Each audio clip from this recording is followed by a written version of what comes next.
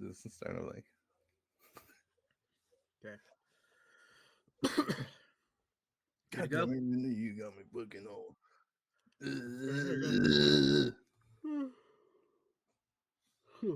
Okay, ready?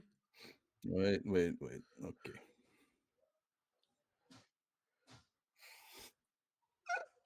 Hey, customers, welcome back to another episode of Fast Film, where we cover all the news and reviews just for yous. This week, we're going to be covering August 29th through September 2nd. Let's get into some trailers.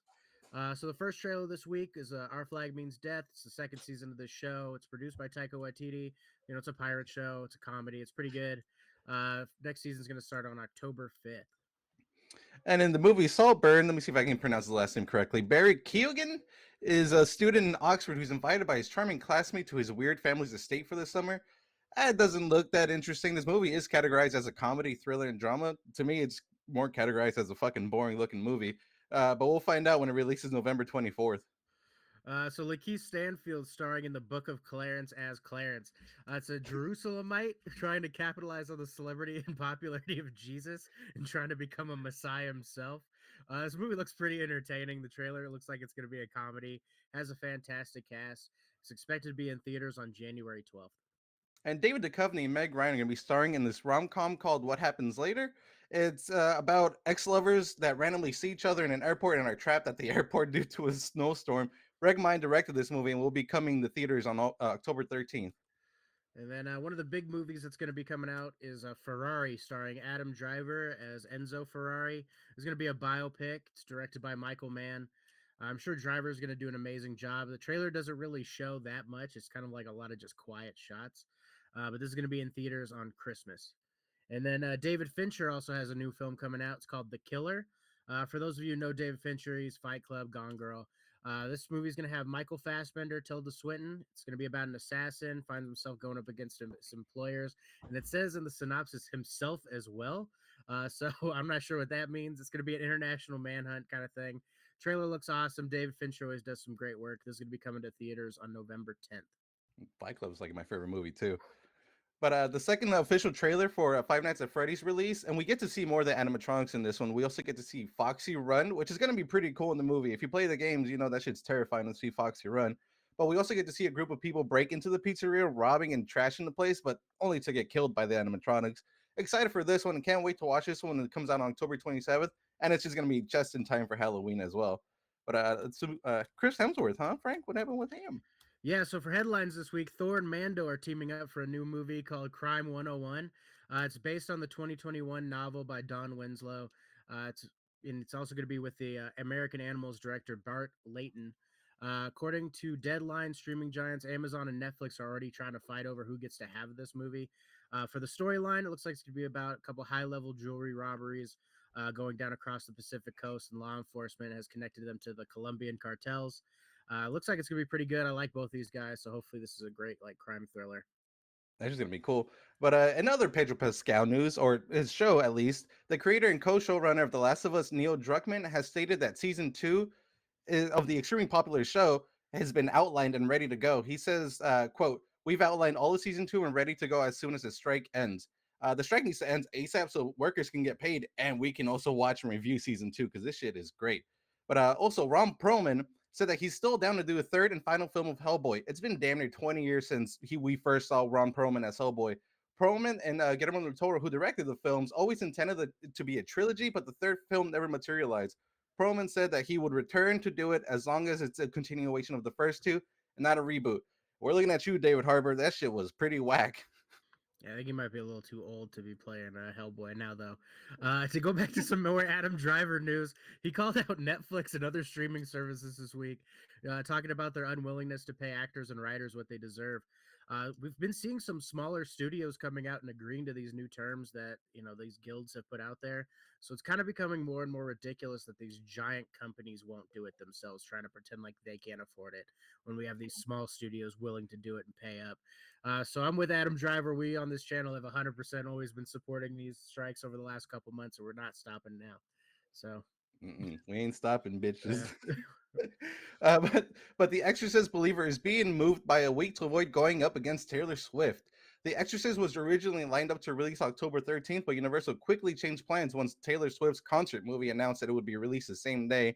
Universal doesn't want to go up against a bunch of teeny white girls, which sucks because The Exorcist would have been released on Friday the 13th, which is perfect for a horror movie in October. But now we just get a movie about fucking depressing music. Did you see the news about her pre-sales for this movie is like second place, only behind Endgame. That's fucking It's wild, dude. stupid. The Swifties, man, are crazy. Dude, those fuck those bitches, dude. Them Swifties is crazy, dog. They are, dude. Dude, out here at fucking Levi's, they were camping out like 4 days before just to get merchandise. Fucking It's crazy people. wild. Yeah. But in reviews, I started watching Archer season 14.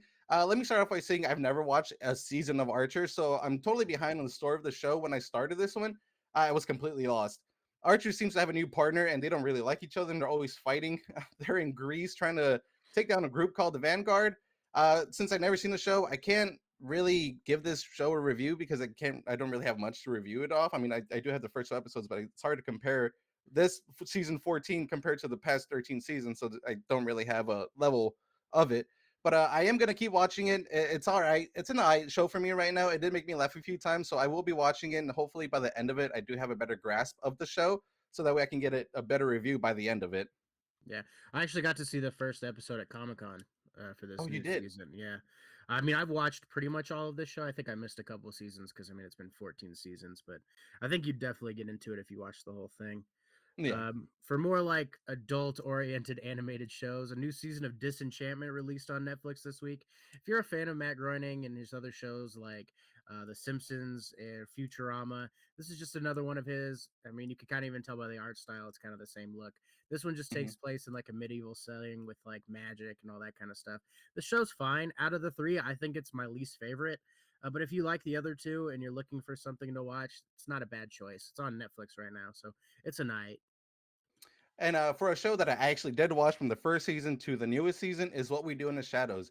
The last 2 episodes just released a couple days ago, and goddamn it, this show is fucking hilarious.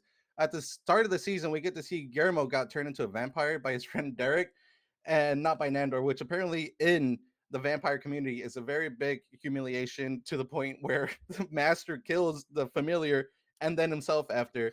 So throughout the whole season, he's trying to hide it from him, and slowly but surely people start learning about it, and it's crazy. He can't really turn into a vampire because he has Van Helsing blood in him, so his body's always fighting it. He has these gross ass little wings on his back, but it's a fucking hilarious show. The show never lets down. Each episode is packed with laughs. I highly recommend it. My favorite part of the season probably has to be the episode where at the end they take over a news channel and have to pretend to be normal humans, and they're just super awkward about it. It's fucking hilarious. Definitely check it out on Hulu. And then one of the longest running animes of all time finally have their live action release this week. The show's kind of crazy considering this is costing Netflix $17 million per episode. The last season of Game of Thrones cost 14. I mean, as someone who's never watched the anime, I thought it was important to get a perspective from some actual fans. So I talked to a couple of my coworkers who had cramped like everything in like a day to watch this whole thing. One of them really liked it, thought the whole thing was great, gave it an 8 out of 10, so a dope. Marlon, on the other hand, didn't like the second half of the season. He was a little bit more nitpicky on what happened. I only watched the first episode. I thought it was pretty solid.